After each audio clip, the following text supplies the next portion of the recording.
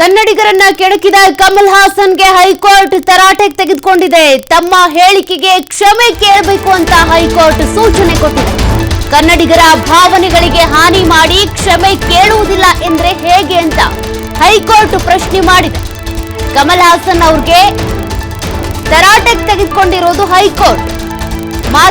ಮಾತನಾಡಿ ಸ್ಟೇಟ್ಮೆಂಟ್ ಕೊಟ್ಟು ನಾನು ಕ್ಷಮೆ ಕೇಳಲ್ಲ, ಪ್ರೀತಿಯಿಂದ ಹೇಳಿದ್ದು ಅಂತ ಹೇಳ್ತಾ ಇದ್ರು ಕಮಲ್ ಹಾಸನ್.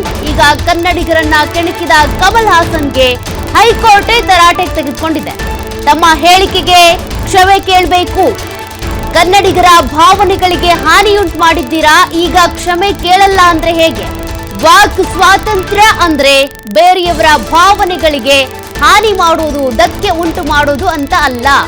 ಸಿನಿಮಾಗೆ ಸಾಕಷ್ಟು ಕೋಟಿ ಬಂಡವಾಳ ಹಾಕಿದ್ದೀನಿ ಅಂತ ನೀವು ಹೇಳಿದ್ದೀರಿ, ಪರವಾಗಿಲ್ಲ, ಕ್ಷಮೆ ಕೇಳಲು ಕಮಲ್ ಹಾಸನ್ಗೆ ಹೇಳಿ ಅಂತ ಹೈಕೋರ್ಟ್ ಸೂಚನೆ ಕೊಟ್ಟಿದೆ. ಕಮಲ್ ಹಾಸನ್ ವೇದಿಕೆಯಲ್ಲಿ ಹೇಳಿದ ವಿಡಿಯೋ ಹೈಕೋರ್ಟ್ನಲ್ಲಿ ಪ್ರಸಾರ ಆಗಿದೆ. ಪ್ರಸಾರ ಆದ ನಂತರ ಅವ್ರು ಏನ್ ಹೇಳಿದ್ರು, ಯಾವ ರೀತಿಯಾಗಿ ಸ್ಟೇಟ್ಮೆಂಟ್ ಕೊಟ್ಟಿದ್ರು, ಅದೆಲ್ಲವನ್ನ ಕೂಡ ಕೋರ್ಟ್ ಹಾಗೂ ಜಡ್ಜ್ ನೋಡಿದ್ದಾರೆ, ಪರಿಶೀಲನೆ ಮಾಡಿದ್ದಾರೆ. ಕಮಲ್ ಹಾಸನ್ ಹೇಳಿಕೆಯನ್ನ ವೀಕ್ಷಿಸಿದ ನ್ಯಾಯಮೂರ್ತಿ ನಾಗಪ್ರಸನ್ನ ಅವರು ಈಗ ಕೋರ್ಟ್ನಲ್ಲಿ ತರಾಟೆಗೆ ತೆಗೆದುಕೊಂಡಿದ್ದಾರೆ. ಸ್ಟೇಟ್ಮೆಂಟ್ ಕೊಟ್ಟು ಈಗ ಕನ್ನಡಿಗರ ಭಾವನೆಗಳಿಗೆ ಧಕ್ಕೆ ಉಂಟು ಮಾಡಿ ಕ್ಷಮೆ ಕೇಳಲ್ಲ ಅಂತ ನೀವು ಪಟ್ಟು ಹಿಡಿದ್ರೆ ಹೇಗೆ? ಕೋಟ್ಯಾಂತರ ರೂಪಾಯಿ ಬಂಡವಾಳ ಹಾಕಿ ಸಿನಿಮಾ ಮಾಡಿದ್ದೀರಾ ಅಂತೀರಾ. ಥಗ್ ಲೈಫ್ ಸಿನಿಮಾ ಅದು ರಿಲೀಸ್ ಆಗಬೇಕು, ಯಶಸ್ಸನ್ನ ಕಾಣಬೇಕು, ಕನ್ನಡಿಗರು ಮೆಚ್ಕೊಳ್ಬೇಕು ಅಂತ ಅಂದ್ರೆ ಕನ್ನಡಿಗರ ಭಾವನೆಗಳಿಗೆ ಧಕ್ಕೆ ಉಂಟು ಮಾಡಿ ನೀವು ಮುಂದೆ ಹೋಗೋದಕ್ಕೆ ಸಾಧ್ಯನಾ ಅಂತ ಪ್ರಶ್ನೆ ಮಾಡಿದ್ದಾರೆ. ನಟ ಕಮಲ್ ಹಾಸನ್ಗೆ ಹೈಕೋರ್ಟ್ ತರಾಟೆಗೆ ತೆಗೆದುಕೊಂಡಿರೋದು. ಈಗಾಗಲೇ ರಿಲೀಸ್ಗೆ ಅನುಮತಿ ಸಿಕ್ಕಿದೆ, ಬಟ್ ವಾಣಿಜ್ಯ ಮಂಡಳಿ ಇದಕ್ಕೆ ಅಡೆತಡೆಯನ್ನ ಉಂಟು ಮಾಡಿತ್ತು. ಫಿಲ್ಮ್ ರಿಲೀಸ್ ಆಗೋದು ಬೇಡ ಅಂತ. ಇದಕ್ಕೆ ಸಂಬಂಧಪಟ್ಟಂತೆ ಕೋರ್ಟ್ನಲ್ಲಿ ಈಗ ವಿಚಾರಣೆ ನಡೀತಾ ಇರೋದು. ಕನ್ನಡಿಗರನ್ನ ಕೆಣಕಿದಂತ ಕಮಲ್ ಹಾಸನ್ಗೆ ಹೈಕೋರ್ಟ್ ತರಾಟೆಗೆ ತೆಗೆದುಕೊಂಡಿದೆ. ಸ್ಟೇಟ್ಮೆಂಟ್ ಕೊಡುವಂತ ಸಂದರ್ಭದಲ್ಲಿ ತಿಳ್ಕೊಂಡು ಮಾತನಾಡಬೇಕು. ಈಗಾಗಲೇ ಅನೇಕರು ಕಮಲ್ ಹಾಸನ್ ಅವ್ರಿಗೆ ಹೇಳ್ತಾ ಇದ್ರು, ಅವರೇನು ಇತಿಹಾಸಕಾರರಲ್ಲ ಅಥವಾ ಭಾಷಾ ತಜ್ಞರಲ್ಲ, ಗೊತ್ತಿಲ್ಲದ ಮೇಲೆ ಆ ರೀತಿ ಯಾಕೆ ಹೇಳಿಕೆ ಕೊಡಬೇಕಿತ್ತು, ಕೊಟ್ಟಂತ ಹೇಳಿಕೆ ತಪ್ಪು ಅಂತ ಗೊತ್ತಾದ ಮೇಲೂ ಕೂಡ ಯಾಕೆ ಕ್ಷಮೆ ಕೇಳ್ತಾ ಇಲ್ಲ, ಮೊಂಡುತನವನ್ನ ಮಾಡ್ತಾ ಇದ್ರು, ಜೊತೆಗೆ ಹಠ ಹಿಡಿತಾ ಇದ್ರು. ಈ ಮೊಂಡು ಪ್ರದರ್ಶನಕ್ಕೆ ಈಗ ಹೈಕೋರ್ಟ್ ಚಾಟಿ ಬೀಸಿದೆ. ಕ್ಷಮೆ ಕೇಳಲೇಬೇಕು ಅಂತ ಹೈಕೋರ್ಟ್ ಸೂಚನೆಯನ್ನ ಕೊಟ್ಟಿರೋದು. ಕೋಟ್ಯಾಂತರ ರೂಪಾಯಿ ಬಂಡವಾಳ ಹಾಕಿ ಸಿನಿಮಾ ಮಾಡಿದ್ದೀವಿ ಅಂತ ಹೇಳ್ತಿದ್ದೀರಾ, ಅಂದಮೇಲೆ ಎಲ್ಲರನ್ನೂ ಕೂಡ ವಿಶ್ವಾಸಕ್ಕೆ ತೆಗೆದುಕೊಳ್ಬೇಕಲ್ವಾ? ಒಂದು ಸಿನಿಮಾ ಪ್ಯಾನ್ ಇಂಡಿಯಾ ಲೆವೆಲ್ನಲ್ಲಿ ರಿಲೀಸ್ ಆಗಬೇಕು, ಯಶಸ್ಸನ್ನ ಕಾಣಬೇಕು ಅಂದ್ರೆ ಈಗ ಅವರು ಕೊಟ್ಟಿರುವಂತ ಹೇಳಿಕೆ ಏನು ಕನ್ನಡಿಗರನ್ನ ಬೈಬೇಕು ಅಥವಾ ಅವಮಾನ ಮಾಡಬೇಕು ಅಂತ ಅಲ್ಲ, ಬಟ್ ಕೊಟ್ಟಿರೋ ಹೇಳಿಕೆಯಲ್ಲಿ ತಪ್ಪು ಮಾಹಿತಿ ಇದೆ ಅಂದಮೇಲೆ ಕ್ಷಮೆ ಕೇಳೋದ್ರಲ್ಲಿ ತಪ್ಪೇನು? ಕೋರ್ಟ್ನಲ್ಲಿ ಪ್ರಶ್ನೆ ಮಾಡಲಾಗಿದೆ. ವಾಕ್ ಸ್ವಾತಂತ್ರ್ಯ ಅಂದ ಮಾತ್ರಕ್ಕೆ ನಿಮ್ಗೆ ಇಚ್ಛೆ ಬಂದಂತೆ ಮಾತನಾಡೋದಲ್ಲ, ಬೇರೆಯವರ ಭಾವನೆಗಳಿಗೆ ಧಕ್ಕೆ ಉಂಟು ಮಾಡೋದಲ್ಲ, ಬದಲಿಗೆ ಏನಿದೆಯೋ ನಿಮ್ಮ ಒಪಿನಿಯನ್ ಹೇಳೋದು ಓಕೆ. ಹಾಗಂತ ಅದರಿಂದ ಬೇರೆಯವರ ಭಾವನೆಗಳಿಗೆ ಧಕ್ಕೆ ಆಗಬಾರ್ದು. ಕನ್ನಡಕ್ಕೆ ಅದರದ್ದೇ ಆದ ಇತಿಹಾಸ ಇದೆ, ತಮಿಳಿಗೆ ಅದರದ್ದೇ ಆದ ಇತಿಹಾಸ ಇದೆ. ಕನ್ನಡ ತಮಿಳು ಅಕ್ಕ ತಂಗಿ ಅಂದಿದ್ರೆ ತಪ್ಪಿರ್ಲಿಲ್ಲ, ಬಟ್ ಕನ್ನಡ ಹುಟ್ಟಿದ್ದೇ ತಮಿಳು ಭಾಷೆಯಿಂದ ಅಂತ ಕಮಲ್ ಹಾಸನ್ ಕೊಟ್ಟಿರುವಂತಹ ಸ್ಟೇಟ್ಮೆಂಟ್ ಏನಿದೆ ಅದು ತಪ್ಪು. ಕನ್ನಡಕ್ಕೆ ಅದರದ್ದೇ ಆದ ಇತಿಹಾಸ ಇದ್ರೂ ಕೂಡ ಈ ರೀತಿಯಾಗಿ ಕಮಲ್ ಹಾಸನ್ ಹೇಳಿದ್ದಲ್ದೆ ಮತ್ತೆ ಅದಕ್ಕೆ ಕ್ಷಮೆ ಕೇಳೋದ್ರ ಬದಲು ಅವರೇ ಸಮರ್ಥನೆ ಕೊಟ್ಕೊಳ್ತಾ ಬಂದ್ರು. ನಾನು ಪ್ರೀತಿಯಿಂದ ಹೇಳಿರೋದು, ನಾನು ಹೇಳಿರುವಂತ ಮಾತೇನಿದೆ, ನನ್ನ ಒಪಿನಿಯನ್ ಏನಿದೆ ಅದು ಸರಿಯಾಗಿನೇ ಇದೆ, ನಾನು ಕ್ಷಮೆ ಕೇಳಲ್ಲ ಅಂತಾನೆ ಮೊಂಡತನವನ್ನ ಪ್ರದರ್ಶನ ಮಾಡ್ತಾ ಇದ್ರು. ಈಗ ಹೈಕೋರ್ಟ್ನಲ್ಲಿ ತರಾಟೆಗೆ ತೆಗೆದುಕೊಳ್ಳಲಾಗಿದೆ. ಅವರು ಏನ್ ಸ್ಟೇಟ್ಮೆಂಟ್ ಕೊಟ್ಟಿದ್ರಲ್ಲ, ಈ ವಿಡಿಯೋ ನೀವು ಗಮನಿಸ್ತಾ ಇದ್ದೀರಲ್ಲ, ಇದೇ ಸ್ಟೇಟ್ಮೆಂಟ್ ವೇದಿಕೆಯ ಕಾರ್ಯಕ್ರಮದಲ್ಲಿ ಕೊಟ್ಟಂತ ಸ್ಟೇಟ್ಮೆಂಟ್ ಅನ್ನ ಹೈಕೋರ್ಟ್ನಲ್ಲಿ ಪ್ರಸಾರ ಮಾಡಲಾಗಿದೆ. ನ್ಯಾಯಮೂರ್ತಿ ನಾಗಪ್ರಸನ್ನ ಅವರು ಇದ್ದಂತ ಪೀಠ ಇದೆಲ್ಲವನ್ನ ಗಮನಿಸಿ ಪರಿಶೀಲಿಸಿ ಕೊಟ್ಟಂತ ಹೇಳಿಕೆಗೆ ಸಂಬಂಧಪಟ್ಟಂತೆ ನೀವು ಕನ್ನಡಿಗರ ಕ್ಷಮೆ ಕೇಳಲೇಬೇಕು ಅಂತೇಳಿ ಕಮಲ್ ಹಾಸನ್ ಅವರಿಗೆ ಸೂಚನೆ ಕೊಡಲಾಗಿದೆ. ಸಿನಿಮಾ ತಂಡ ಕೂಡ ಅದನ್ನೇ ಹೇಳಿರೋದು, ಅವರೇನು ಇತಿಹಾಸಕಾರರಲ್ಲ ಬಿಡಿ, ಹಂಗಿದ್ಮೇಲೆ ಯಾಕೆ ಅವರ ಸ್ಟೇಟ್ಮೆಂಟ್ ಅನ್ನ ಸೀರಿಯಸ್ ಆಗಿ ತೆಗೆದುಕೊಳ್ತೀರಾ ಅಂತ ಅವರ ಥಗ್ ಲೈಫ್ ಸಿನಿಮಾ ತಂಡವೇ ಒಪ್ಕೊಂಡಿದೆ. ಹಾಗಿದ್ರೂ ಕೂಡ ಕಮಲ್ ಹಾಸನ್ ಅವರು ಕ್ಷಮೆ ಕೇಳೋದಕ್ಕೆ ಒಪ್ಕೊಳ್ತಾ ಇರಲಿಲ್ಲ. ಕೊನೆಗೂ ಈಗ ಹೈಕೋರ್ಟ್ನಲ್ಲಿ ಏನು ಈ ಪ್ರಕರಣ ದಾಖಲಾಗಿ ಹೈಕೋರ್ಟ್ನಲ್ಲಿ ವಿಚಾರಣೆಗೆ ಬಂದಿದೆ. ಆ ಪ್ರಕರಣಕ್ಕೆ ಸಂಬಂಧಪಟ್ಟಂತೆ ನ್ಯಾಯಮೂರ್ತಿ ನಾಗಪ್ರಸನ್ನ ಅವರ ಪೀಠವೇ ಪ್ರಶ್ನೆ ಮಾಡಿದೆ. ಸ್ವಾತಂತ್ರ್ಯ ಅಂದ್ರೆ ಬೇರೆಯವರ ಭಾವನೆಗಳಿಗೆ ಧಕ್ಕೆ ಉಂಟು ಮಾಡೋದಾ? ಈ ರೀತಿ ನೀವು ಸ್ಟೇಟ್ಮೆಂಟ್ ಕೊಟ್ಟ ಮೇಲೂ ಕೂಡ ಕನ್ನಡಿಗರ ಭಾವನೆಗಳಿಗೆ ಹಾನಿ ಉಂಟು ಮಾಡಿದ ಮೇಲೂ ಕೂಡ ಯಾಕೆ ಕ್ಷಮೆ ಕೇಳ್ತಾ ಇಲ್ಲ? ಕ್ಷಮೆ ಯಾಚಿಸಲೇಬೇಕು ಅಂತ. ನೋಡೋಣ, ಹೈಕೋರ್ಟ್ನ ಆದೇಶವನ್ನು ಕೂಡ ಮೀರ್ತಾರಾ ಅಥವಾ ಹೈಕೋರ್ಟ್ನ ಆದೇಶವನ್ನ ಪಾಲಿಸ್ತಾರಾ ಕಮಲ್ ಹಾಸನ್ ಅವರು ಅಂತ. ಕನ್ನಡಿಗರು ಕೂಡ ಅದೇ ಸವಾಲನ್ನ ಹಾಕಿದ್ರು. ನಿಮ್ಮ ತಗ್ ಲೈಫ್ ಸಿನಿಮಾ ಕರ್ನಾಟಕದಲ್ಲಿ ಅದು ಹೇಗೆ ರಿಲೀಸ್ ಆಗುತ್ತೆ ನಾವು ನೋಡ್ತೀವಿ ಅಂತ. ಇಷ್ಟೆಲ್ಲ ವಾದ ವಿವಾದಗಳಾದ ನಂತರ, ಅಂದ್ರೆ ಎಷ್ಟೇ ಕನ್ನಡಿಗರ ಪಟ್ಟನ್ನ ಹಿಡಿದ್ರು ಕೂಡ ಕಮಲ್ ಹಾಸನ್ ಅವರು ನಾನು ಕ್ಷಮೆ ಕೇಳಲ್ಲ ಅಂತ ಹೇಳ್ತಾ ಇದ್ರು. ನಾನು ಕೊಟ್ಟಿರೋ ಸ್ಟೇಟ್ಮೆಂಟ್ ಹಂಗಲ್ಲ ಅಂತ ಹೇಳ್ತಾ ಇದ್ರು. ಆದ್ರೆ ಈಗ ಹೈಕೋರ್ಟೇ ಸೂಚನೆ ಕೊಟ್ಟಿದೆ.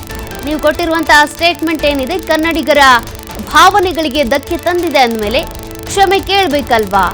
ನಿಮ್ಮ ಹೇಳಿಕೆಗೆ ಸಂಬಂಧಪಟ್ಟಂತೆ ನೀವು ಕ್ಷಮೆ ಕೇಳಿ ಅಂತ. ರಾಂಗ್ ಸ್ಟೇಟ್ಮೆಂಟ್ ಕೊಟ್ಟು ಕ್ಷಮೆ ಕೇಳಲ್ಲ ಅಂದ್ರೆ ಹೇಗೆ ಅಂತ ಕೋರ್ಟೇ ಪ್ರಶ್ನೆ ಮಾಡಿದೆ. ಎಲ್ಲ ವಿಚಾರಣೆಯ ನಂತರ ಅಥವಾ ವಾದ ಪ್ರತಿವಾದದ ನಂತರ ನೋಡೋಣ ಕಮಲ್ ಹಾಸನ್ ಅವರು ಏನ್ ಮಾಡ್ತಾರೆ ಅಂತ. ಕೋರ್ಟ್ನ ಆದೇಶವನ್ನ ಉಲ್ಲಂಘಿಸುವಂತಿಲ್ಲ.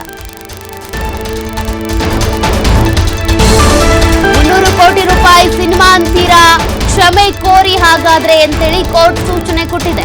1950ರಲ್ಲಿ ರಾಜಗೋಪಾಲಾಚಾರಿ ಅವರು ಕೂಡ ಕ್ಷಮೆ ಕೋರಿದ್ದಾರೆ. ಮೆರಿಟ್ ಮೇಲೆ ಆದೇಶ ಮಾಡಬೇಕು ಅಂತ ಆದ್ರೆ ಆದೇಶ ಮಾಡಲಾಗುವುದು. 300 ಕೋಟಿ ರೂಪಾಯಿ ಬಜೆಟ್ನ ಸಿನಿಮಾ ಅಂತ ಹೇಳ್ತಿದ್ದೀರಾ, ಲಾಸ್ ಮಾಡ್ಕೊಳ್ಳೋದು ಯಾಕೆ? ವಿವಾದ ಯಾಕೆ? ಕ್ಷಮೆ ಕೇಳಿ. ರಾಜಗೋಪಾಲಾಚಾರಿ ಅವರು ಕೂಡ 1950ರಲ್ಲಿ ಕ್ಷಮೆ ಕೋರಿದ್ದಾರೆ. ರಾಂಗ್ ಸ್ಟೇಟ್ಮೆಂಟ್ ಅಂತ ಗೊತ್ತಾದ್ಮೇಲೆ ಆಕ್ರೋಶ ಹೆಚ್ಚಾಯ್ತು ಅಂದ್ಮೇಲೆ ಕ್ಷಮೆ ಕೋರ್ಬೇಕು. ಅರ್ಜಿ ವಿಚಾರಣೆ ಮಧ್ಯಾಹ್ನ 2:30ಕ್ಕೆ ಮುಂದೂಡಿಕೆ ಮಾಡಲಾಗಿದೆ. ತಗ್ ಲೈಫ್ ಸಿನಿಮಾ ರಿಲೀಸ್ಗೆ ಭದ್ರತೆ ಕೋರಿ ಅರ್ಜಿ ಸಲ್ಲಿಸಲಾಗಿತ್ತು. ಆ ಅರ್ಜಿ ವಿಚಾರಣೆ ನಡೀತಾ ಇರೋದು. ಈಗಾಗಲೇ ಕೋರ್ಟ್ನಲ್ಲಿ ಕಮಲ್ ಹಾಸನ್ ಅವರ ಹೇಳಿಕೆಯ ವಿಡಿಯೋವನ್ನು ಕೂಡ ಪ್ಲೇ ಮಾಡಲಾಯಿತು. ನ್ಯಾಯಮೂರ್ತಿ ನಾಗಪ್ರಸನ್ನ ಅವರ ಪೀಠ ಇದೆಲ್ಲವನ್ನ ಗಮನಿಸಿ ಹಳೆ ಕೇಸನ್ನ ಕೂಡ ಉಲ್ಲೇಖ ಮಾಡಿ ಹೇಳಿದ್ದಾರೆ. 1950ರಲ್ಲಿ ರಾಜಗೋಪಾಲಾಚಾರಿ ಅವರು ಕೂಡ ಕ್ಷಮೆ ಯಾಚಿಸಿದ್ರು.